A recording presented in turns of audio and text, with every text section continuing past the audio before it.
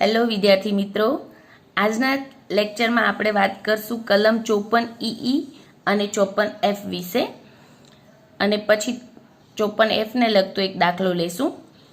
54 ઈ શેના માટે છે તો કે લાંબા ગાળાની મૂડી મિલકત કોઈ પણ વેચી હોય અને બદલામાં તમે 6 માસમાં લાંબા ગાળાની નિર્દિષ્ટ મિલકત ખરીદી હોય, એટલે કે કેન્દ્ર સરકારે નિર્દિષ્ટ કરેલ ફંડમાં લાંબા ગાળાની મૂડી મિલકત ગણાય તેવા યુનિટમાં રોકાણ કર્યું હોય તો એનો લાભ મળે છે। બરાબર, કરમુક્તિનો લાભ 54 ઈ હેઠળ મળે છે।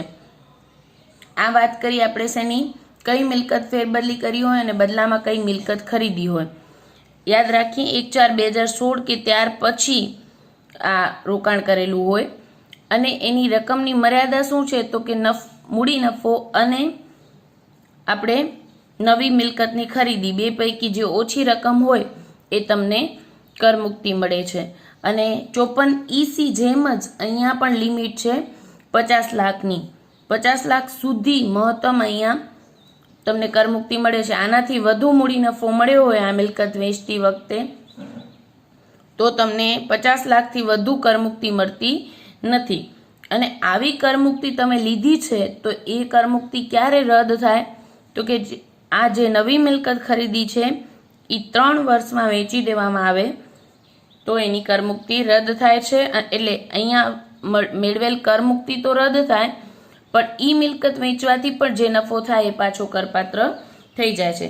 એ દરેકમાં યાદ રાખજો કે અમુક નિશ્ચિત સમયગાળા દરમિયાન તમે નવી મિલકત વેચી શકતા નથી। જો તમે નવી મિલકત વેચો છો તો એના દ્વારા થતો મૂડી નફો અને પેલા લીધેલ કરમુક્તિ બંને પાછા કરપાત્ર થઈ જાય છે।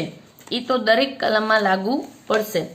હવે લઈએ મોસ્ટ ઇમ્પોર્ટન્ટ કલમ 54 એફ, મોસ્ટ ઇમ્પોર્ટન્ટ છતાં પણ સાવ સરળ। 54 એફ શું કહે છે તો કે કલમ 54 યાદ હોય તો 54 એફ યાદ રહી જાય। કલમ 54 શેના માટે હતી તો કે મકાન વેચ્યું હોય અને બદલામાં રહેઠાણનું મકાન ખરીદ્યું હોય। અહીંયા 54 એફ શેના માટે છે તો કે મકાન મિલકત સિવાયની લાંબા ગાળાની મૂડી મિલકત વેચી હોય અને બદલામાં રહેઠાણ માટેનું મકાન ખરીદ્યું હોય એના માટે 54 એફ છે। એટલે મકાનના બદલામાં મકાન ખરીદ્યું હોય તો તમને કલમ 54 હેઠળ કરમુક્તિ મળે અને મકાન સિવાયની કોઈ પણ લાંબા ગાળાની મિલકત વેચી હોય અને બદલામાં મકાન ખરીદ્યું હોય તો તમને કલમ 54 એફ નો લાભ મળે છે। એમાં ફેરબદલી શું કરેલી હોય, મકાન સિવાયની કોઈ પણ લાંબા ગાળાની મિલકત અને કેટલા સમયગાળામાં આ મિલકત ખરીદી લેવી જોઈએ તો એ પણ કલમ 54 નો જ સમયગાળો યાદ રાખવાનો છે। આ મિલકત ફેરબદલી કરી એના 1 વર્ષ અગાઉ કે 2 વર્ષ પછીના સમયગાળામાં રહેઠાણનું મકાન ખરીદ્યું હોય અથવા તો આ ફેરબદલી તારીખથી 3 વર્ષના સમયગાળામાં નવું મકાન બંધાવી લીધેલું હોય। એટલે બાંધકામ હોય તો 3 વર્ષનો સમયગાળો છે અને તમે નવું મકાન ખરીદો છો તો આ ફેરબદલીથી 1 વર્ષ અગાઉ અને 2 વર્ષ પછીના સમયગાળામાં નવું મકાન ખરીદ્યું હોવું જોઈએ। હવે કરમુક્તિનો લાભ મેળવવા માટે અમુક શરતો છે જે બેઝિક શરતો છે, બહુ અઘરું છે નહીં। શું શરત છે તો કે વેચેલ મૂડી મિલકત ટ્રાન્સફર તારીખથી નવા ખરીદેલ મકાન સિવાય રહેઠાણ માટે એમની પાસે ફક્ત એક જ મકાન હોવું જોઈએ। એક મકાન હોય પછી જ આ ફેરબદલી કરી હોય અને નવું મકાન ખરીદેલું હોવું જોઈએ। ટ્રાન્સફર તારીખ પછીના 1 વર્ષના ગાળામાં અન્ય કોઈ રહેઠાણનું મકાન ન ખરીદ્યું હોય કે પછીના 3 વર્ષના સમયગાળામાં રહેઠાણ માટે અન્ય કોઈ મકાન બંધાવ્યું ન હોવું જોઈએ। એટલે એમની પાસે ઇન શોર્ટ એક જ મકાન હોવું જોઈએ તો 54 નો લાભ મળે। રહેઠાણના નવા મકાનની આવક મકાન મિલકતના શીર્ષક હેઠળ કરપાત્ર હોવી જોઈએ। એ તો કલમ 54 માં પણ લાગુ પડે છે અને અહીંયા પણ લાગુ પડે છે। હવે અહીંયા જે બદલાય છે એ છે એક તો 54 જેમ જ એની કરમુક્તિની શરતો છે। આપણે દરેક કલમમાં શું યાદ રાખીએ છીએ, કરમુક્તિની શરતો અને કરમુક્તિની રકમની મર્યાદા। હવે દરેકમાં શું હતું, અત્યાર સુધી આપણે કલમ 54, 54B, 54D, 54 ઈસી અને ઈ નો અભ્યાસ કર્યો। આ બધામાં તમને કરમુક્તિની રકમ કેટલી હતી તો કે આ મિલકત વેચતા થયેલ મૂડી નફો અને કરેલું રોકાણ આ બે પૈકી જે ઓછી રકમ હોય તે. પણ અહીંયા કલમ 54F તમારે યાદ રાખવાનું છે કરમુક્તિની મર્યાદા કેટલી છે. તો કે જો નવા રહેઠાણની મકાનની પડતર કિંમત એ વેચેલ મૂડી મિલકતની ચોખ્ખી ઉપજ કરતાં વધુ હોય તો બધો મૂડી નફો કરમુક્ત થઈ જશે.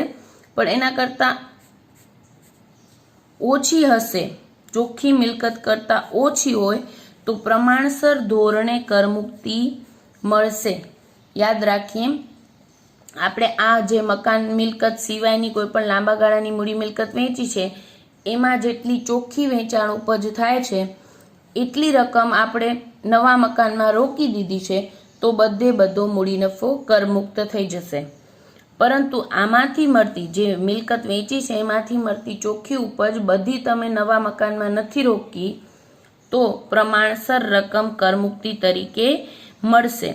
અને કરમુક્તિનું સૂત્ર, કરમુક્તિ ગણવાનું સૂત્ર છે કુલ મૂડી નફો ગુણ્યા નવા મકાનમાં રોકાણ ભાગ્યા ચોખ્ખી ઉપજ. જો કે આ સૂત્ર પણ તમને યાદ રાખવું નહીં પડે. ડિટેલમાં સૂત્ર તમારા પેજ નંબર 130-31 ઉપર ડિટેલિંગ પણ આ કલમને લગતું આપેલું છે. પણ આ આપણે સૂત્ર કરતાં ત્રિપદી માંડીને શોધશું ને સાવ સરળ છે. બરાબર. હવે કયા સંજોગોમાં કરમુક્તિ રદ થાય? તો આ જે ખરીદ્યું છે એ અમુક સમયમાં વેચી નાખીએ, 1 વર્ષ ટ્રાન્સફર તારીખથી 2 વર્ષના ગાળામાં નવા મકાનના રહેઠાણ માટે અન્ય કોઈ મકાનની ખરીદી કરી હોય કે એના પછીના 3 વર્ષના ગાળામાં નવું મકાન બંધાવ્યું હોય તો આ ખરીદી કે બાંધકામ તારીખથી 3 વર્ષ દરમિયાન આવું નવું મકાન વેચ્યું હોય તો અગાઉ મળેલ કરમુક્તિ પાછી કરપાત્ર થઈ જશે. એટલે 3 વર્ષના સમયગાળામાં તમારે આ નવું ખરીદેલું મકાન વેચી શકાય નહીં. ક્લિયર? એટલે 54F તમારે શરતો તો યાદ રહી જશે કલમ 54 જેવી જ. ઓમાં ખાલી મકાનના બદલામાં મકાન છે, અહીંયા મકાન સિવાયની મિલકતો વેચી હોય અને બદલામાં મકાન ખરીદ્યું હોવું જોઈએ. બાકી સમય મર્યાદા પણ કલમ 54 જેવી જ. ફક્ત કરમુક્તિ અંગેની રકમ ખાસ ધ્યાન રાખવાની છે અને એની ગણતરી આપણે લઈએ છીએ. એને લગતો દાખલો એટલે તમને આવડી જશે. સૂત્ર પણ યાદ રાખવાની જરૂર નથી. સૂત્ર યાદ કરવું હોય તો પેજ નંબર 131 ઉપર તમને આપેલું છે કરમુક્ત મૂડી નફો બરાબર નવા મકાનમાં રોકેલ રકમ ગુણ્યા મૂડી નફો ભાગ્યા વેચેલ મિલકતની ચોખ્ખી ઉપજ. આ રીતે તમે શોધી શકો. આપણે અત્યારે લઈએ છીએ કલમ 54F ને લગતો દાખલો. ઉદાહરણ 8. કુમારી સુધાએ 1/8/2019ના રોજ તેમની પોતાની માલિકીની ઝવેરાત 12,29,000માં વેચ્યું હતું. 2002-03માં ખરીદેલ આ ઝવેરાતની મૂળ પડતર 1,15,000 હતી. 2002-03માં ખરીદ્યું હતું ત્યારે 1,15,500માં ખરીદ્યું હતું. ઝવેરાતના વેચાણ અંગે દલાલીના 20,000 ચૂકવ્યા છે. કુમારી સુધાએ જે ભાડાના મકાનમાં રહેતા હતા તે જ મકાન તારીખ 1/1/2020ના રોજ તેમને 6,04,950માં ખરીદી લે છે. ઝવેરાતના વેચાણથી થતો કેટલો મૂડી નફો કરમુક્ત ગણાય તે નક્કી કરો. ધારો કે આ મકાન જો 4 લાખમાં ખરીદ્યું હોત, આ જે એમને ખરીદ્યું છે એ 4 લાખમાં ખરીદ્યું હોત તો કેટલો મૂડી નફો કરમુક્ત ગણાતી એ પણ જણાવો. નાણાકીય વર્ષ 2002-03 માટે અને 19-20 માટે સૂચકાંક 105 અને 289 છે. હવે મેઇન વસ્તુ તમારી બુકમાં પ્રિન્ટિંગ મિસ્ટેક છે એટલે એ જરાક ધ્યાન રાખજો. અહીંયા વેચાણ કિંમત આપી છે 12,29,000 અને અહીંયા લીધી છે એ લોકોએ 12,29,900. તો આપણે અહીંયા સુધારીએ છીએ, તમારી રકમમાં સુધારીએ છીએ. કાં તો રકમ સુધારવી પડે કાં તો જવાબ સુધારવો પડે. આપણે અહીંયા 12,29,900 કરીએ છીએ. બરાબર. લઈ લઈએ કુમારી સુધાની કરપાત્ર મૂડી નફાની ગણતરી. ગણતરી ક્યાંથી સ્ટાર્ટ થાય? તો કે ઝવેરાત વેચી છે અને બદલામાં મકાન ખરીદ્યું છે. યાદ રાખજો, એટલે કલમ 54F ને લગતો દાખલો છે. અત્યારે તો હું દરેક જે કલમ શીખવાડું એનો જ પ્રેક્ટિસ લઉં છું એટલે તમને ખબર પડી જશે. પણ જ્યારે એક્ઝામ હોય ત્યારે કીધું નહીં હોય કે આમાં કઈ કલમ લાગુ પડશે તો તો તમારે જોવાનું કઈ મિલકતના બદલામાં કઈ મિલકત ખરીદી છે. અહીંયા ઝવેરાતના બદલામાં મકાન ખરીદ્યું છે એટલે લેવાશે ઝવેરાતની કુલ વેચાણ ઉપજ 12,29,900.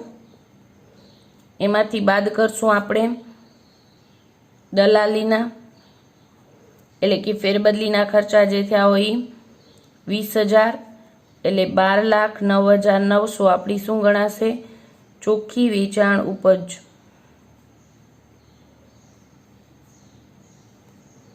હવે મેઇન ટોપિક એ છે કે અહીંયા શું કહે છે 54F એમ કહે છે કે તમને આ વેચાણથી થતો જેટલી ઉપજ છે 12,09,900 એ તમે કોઈ નવા મકાનમાં રોકી દો બધા 12,09,900 જેટલું કે એનાથી વધુ રકમનું મકાન ખરીદી લ્યો તો તમને બધો હવે જે મૂડી નફો થશે એ બધો કરમુક્ત ગણાય. પણ તમે આ જેટલા મળ્યા છે આમાં ઝવેરાતમાંથી જેટલી ઉપજ થઈ એ બધા તમે કોઈ નવા મકાનમાં નથી રોકતા, થોડાક બચાવી લ્યો છો તો એટલી કરમુક્તિ મળતી નથી. 54F એમ કહે છે, બરાબર ને? એટલે ચોખ્ખી ઉપજ જેટલી રકમ રોકી દીધી તો પૂરેપૂરો જેટલો મૂડી નફો આવશે એ બધો કરમુક્ત. પણ આનાથી ઓછી રકમનું નવું મકાન લેશો તો તમને પ્રમાણસર ધોરણે કરમુક્તિ મળશે. હવે અહીંયા પહેલે વાત કરીએ આપણે ઝવેરાતની સુધારેલી પડતર. ઝવેરાત 2002-03 ખરીદ્યું હતું અને 1,15,500ની કિંમતે ગુણ્યા 289 ભાગ્યા 2002-03 વર્ષનો સૂચકાંક આપણે આપેલો છે 105. 1,15,500 ગુણ્યા 289 ભાગ્યા 105 કરીએ એટલે આપણને મળશે 3,17,900. બાદ કરી દઈએ 3,17,900 12,09,900 માંથી એટલે આપણને મળશે 8,92,000. આ શું મળ્યો? લાંબા ગાળાનો મૂડી નફો.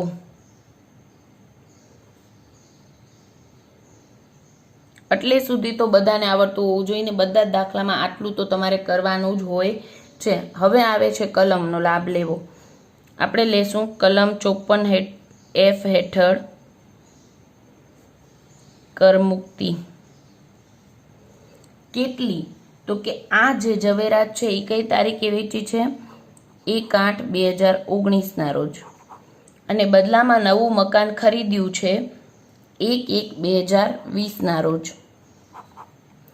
નવું મકાન ખરીદ્યું હોય એટલે તમને ખબર છે ખરીદી વખતે શું નિયમ છે?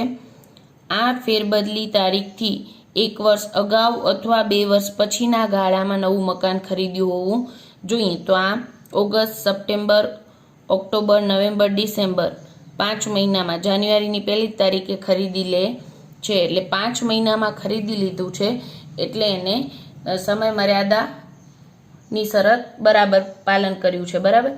હવે જોઈએ કેટલો મૂડી નફો કરમુક્ત ગણાય તો પછી તો કે આપણે શું જોવાનું છે? કેટલાનું મકાન ખરીદ્યું? 6,04,950નું, બરાબર ને?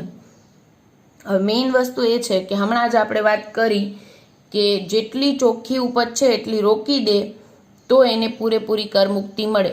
હવે આપણે ચોખ્ખી ઉપજ એટલે કે જૂનું મકાન વેચ્યું, ઝવેરાત વેચી ત્યારે આપણા ઘરમાં રૂપિયા કેટલા આવ્યા?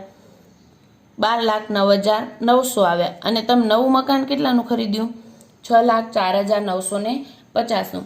એટલે જેટલા રૂપિયા આવ્યા એ તમે બધા રોક્યા તો છે નહીં હાલમાં, બરાબર ને? આ તો આપણે 2002-03 ખરીદ્યું હતું એની ચર્ચા નહીં. અત્યારે તમારા ઘરમાં રૂપિયા કેટલા આવ્યા ઝવેરાત વેચવાથી? 12,09,900. ચોખ્ખી ઉપજ ધ્યાનમાં લેવાની છો. એટલે આટલા રૂપિયા આવ્યા એનાથી વધુ રકમનું તમે મકાન લઈ લીધું હોત તો આ જેટલો મૂડી નફો છે એ બધો કરમુક્ત થઈ જાય. પણ તમે એટલા રોક્યા નથી. કેટલા રોક્યા છે? 6,04,950 રોક્યા છે. એટલે તમને પૂરેપૂરી કરમુક્તિ નહીં મળે. શું મળશે? પ્રમાણસર. તો પ્રમાણસર કરમુક્તિ આપણે ત્રિપદીથી શોધી લઈએ. કેમ શોધાય? તો કે 12,09,900 ચોખ્ખી ઉપજ હોય તો પૂરેપૂરો મૂડી નફો કેટલો કરમુક્ત મળત? 8,92,000. જો આટલી ચોખ્ખી ઉપજ રોકી હોત તો આપણે કરમુક્ત મૂડી નફો કેટલો મળ્યો? 8,92,000. પણ આપણે રોકાણ કેટલું કર્યું છે? 6,04,950નું. તો કરમુક્ત મૂડી નફો કેટલો? એટલે અહીંયા આપણે ઉપજ કે રોકાણ લઈએ છીએ ને અહીંયા મૂડી નફો લઈએ છીએ. 6,04,950 ગુણ્યા 8,92,000 ભાગ્યા 12,09,900 એટલે આપણને મળે છે 4,46,000. કરમુક્ત મૂડી નફો 4,46,000. બાકીનો કરપાત્ર 4,46,000. કરપાત્ર લાંબા ગાળાનો મૂડી નફો. આને આ વસ્તુ તમે સૂત્ર દ્વારા ગણ્યો તો સૂત્રમાં પણ શું કીધું છે? સૂત્રમાં એમ કીધું છે નવા મકાનમાં રોકેલ રકમ. નવા મકાનમાં કેટલા રોક્યા તમે? 6,04,950 ગુણ્યા કુલ મૂડી નફો કેટલો છે? 8,92,000 ભાગ્યા વેચેલ મિલકતની ચોખ્ખી ઉપજ એટલે કે 12,09,900. તો તમે અહીંયા પણ એ જ વસ્તુ કરી છે. 6,04,950 ગુણ્યા 8,92,000 ભાગ્યા 12,09,900. એટલે તમારે સૂત્ર યાદ રાખો તોય ભલે ને, નહીં તો ડાયરેક્ટ ત્રિપદી માંડવાની. શું કરવાનું છે? આટલી ચોખ્ખી ઉપજ હોય ત્યારે કરપાત્ર મૂડી નફો કેટલો છે? 8,92,000. આટલી ઉપજ હોય ત્યારે મૂડી નફો 8,92,000. તો આનો પ્રમાણસરનો મૂડી નફો કેટલો? એટલે તમને મળી જશે. આ મળી ગયું. હજી આપણે બીજી એક સિચ્યુએશન કીધી છે કે જો એમને રોકાણ, હવે અહીંયા પણ તમને રકમમાં 4 લાખમાં કીધું છે અને આન્સર અલગ છે, તો આપણે ઓમાં 12,09,900માં પણ આપણે રકમ સુધારીએ એમ અહીંયા પણ સુધારી દઈએ. અહીંયા કીધું છે જો નવું મકાન 4 લાખમાં ખરીદ્યું હોય, 6,04,950ની જગ્યાએ 4 લાખમાં ખરીદ્યું હોય તો મૂડી નફો કેટલો કરમુક્ત ગણાત? પણ અહીંયા તમને આપ્યું છે 4,03,300 કીધું છે, તો આપણે અહીંયા પણ 4,03,300 લખી નાખીએ. રાઈટ. આપણે ઓલરેડી અહીંયા પણ રકમ સુધારો કર્યો. 12,09,900 12,29,900 કર્યા અને અહીંયા નવું મકાનની ખરીદીમાં 4,03,300 કર્યા. બરાબર. બેમાંથી એક સુધારવું પડે જ્યારે પ્રિન્ટિંગ મિસ્ટેક હોય, તો આપણે આમાં રકમમાં સુધારો કર્યો છે. 4,03,300માં જો નવું મકાન ખરીદ્યું હોત તો કરમુક્તિ કેટલી થાત? તો વળી પાછું આપણે શું જોવાનું કે ચોખ્ખી ઉપજ જેટલી છે એટલું રોકાણ કરી દીધું છે, તો કે ના 12,09,900 રૂપિયા તમારી ચોખ્ખી ઉપજ છે. મકાન તો નવું ખરીદ્યું 4,03,300નું, એટલે પ્રમાણસર ધોરણે કરમુક્તિ મળશે. તો પ્રમાણસર ધોરણે કરમુક્તિ શું કરવાની? આટલા રૂપિયા મળ્યા, 12,09,900 રૂપિયાની રોકાણ હોત તો કેટલો કરમુક્ત હોત? મૂડી નફો 8,92,000. તો અત્યારે રોકાણ કેટલું છે? 4,03,300નું. ત્યારે કરમુક્તિ કેટલી મળે?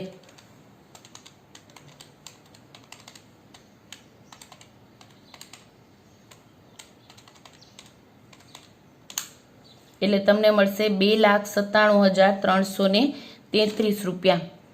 2,97,333 તમારી કરમુક્તિની રકમ થશે. એટલે જો તમે આટલાનું મકાન ખરીદ્યું 4,03,300નું, તો તમારો મૂડી નફો જે 8,92,000 છે એમાંથી કરમુક્ત કેટલો થાત? 2,97,333 અને બાકીનો શું થઈ જાત? કરપાત્ર. એટલે ઇન શોર્ટ તમારે 54Fમાં તમારે કરમુક્તિની રકમ વખતે ધ્યાન રાખવાનું છે. બાકી કરમુક્તિની શરતો કલમ 54 જેવી છે એટલે યાદ રહી જશે. અને કરમુક્તિની રકમ બાબતે શું નિયમ છે? તો કે મેં જે લાંબા ગાળાની મૂડી મિલકત વેચી છે મકાન સિવાયની, બરાબર, એ વેચતા મારા ઘરમાં રૂપિયા કેટલા આવ્યા? તો કે 12,29,900માં વેચી 20,000 દલાલીના ચૂકવી દીધા. એટલે ચોખ્ખી વેચાણ ઉપજ મારા ઘરે કેટલા રૂપિયા આવ્યા? 12,09,900. એ બધા રૂપિયા હું નવા મકાનમાં રોકી દઉં કે એનાથી વધુ રૂપિયાનું મકાન લઈ લઉં તો મને જેટલો મૂડી નફો થાય એ બધો કરમુક્ત ગણાય. પણ જો હું આના કરતાં ઓછી રકમ નવા મકાનમાં રોકું છું તો મને પ્રમાણસર ધોરણે કરમુક્તિ મળશે. અને પ્રમાણસર ધોરણે કરમુક્તિનું સૂત્ર યાદ રાખવું હોય તો સૂત્ર, નહીતર શું કરવાનું, ચોખ્ખી ઉપજ આટલી હોય ત્યારે મૂડી નફો આટલો, તો આટલા રોકાણ વખતે મૂડી નફો પ્રમાણસરનો કેટલો થાય.